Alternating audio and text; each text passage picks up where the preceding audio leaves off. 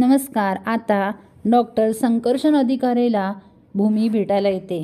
पण आता अक्षयच्याच गाडीने डॉक्टर संकर्षण अधिकारीच्या बायकोचा ॲक्सिडेंट झालेला असतो आणि ती मेलेली असते.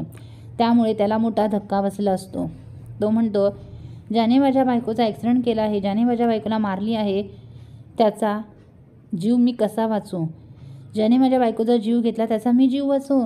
त्याच्यावर मी उपचार कसे करू? मी नाही त्याला कधीच माफ करू शकत. मी उलट त्याला कशी शिक्षा होईल हेच बघणार. मी त्याला कोर्टात खेचणार. मी केस टाकणार आहे तुमच्यावर. तेव्हा भूमी म्हणते, तुम्ही तुमच्या कर्तव्यापासून पळताय. तेव्हा डॉक्टर संकर्षण म्हणतो, मी माझं कर्तव्य बरोबर निभावत आहे. ते तुम्ही मला शिकवू नका. मी माझ्या बायकोच्या गुन्हेगाराला सोडणार नाही. ज्याने माझ्या बायकोचा खून केला आहे, ज्याने माझ्या प्रेमाचा खून केला आहे, त्याला मी सोडणार नाही. आणि तो रडत असतो. भूमीला वाईट वाटत असतं.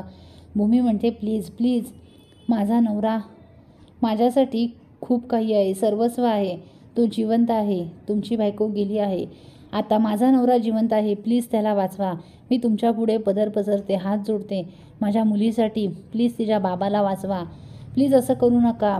तुमचे उपकार मी या जन्म कधीच विसरणार नाही. असं म्हणून भूमी जायला निघते. आता इकडे भूमी खूप रडत असते आणि मानसीला आणि अथर्वला म्हणते, मी त्यांना खूप समजावलं, खूप म्हणजे खूप समजावलं, पण ते काही ऐकून घ्यायला तयार नाहीत. रागिणी म्हणते, बरं झालं तो आलाच नाही पाहिजे. आता संकर्षण विचार करतो, बरोबर बोलत होती ती बाई. आता जी गेली आहे तिचा विचार करत रडण्यापेक्षा तिचा नवरा जिवंत आहे, त्याला मला वाचवावं लागेल, तर तिचा संसार तरी टिकेल. माझा संसार मोडला पण तिचा संसार टिकेल, म्हणून मला त्याला वाचवावं लागेल. आणि मी डॉक्टर आहे. लोकांना वाचवणं माझं काम आहे. मला केलंच पाहिजे.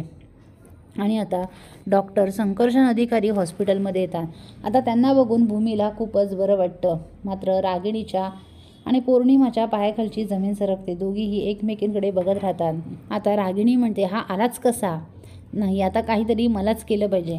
आता रागिणी एक बॅग घेते, त्यात काही पैसे भरते आणि ते पैशाची बॅग डॉक्टर संकर्षणला नेऊन देते आणि म्हणते, हे घ्या डॉक्टर, पण त्या आकाशचा जीव तुम्ही वाचवायचा नाही. हे पैसे घ्या आणि अजून पुढे तुम्हाला लागतील तेवढे मी पैसे देईल, पण आकाशचा जीव तुम्ही वाचवायचा नाही. त्याच्यावर तुम्ही उपचार करायचे नाहीत. ते ऐकून संकर्षणला राग येतो. तो रागिणीच्या कानाखाली वाजवतो आणि म्हणतो, तुम्ही मला या पैशाची ऑफर देताय आणि तुम्ही मला चुकीचं काम करायला सांगताय. मी एक डॉक्टर आहे.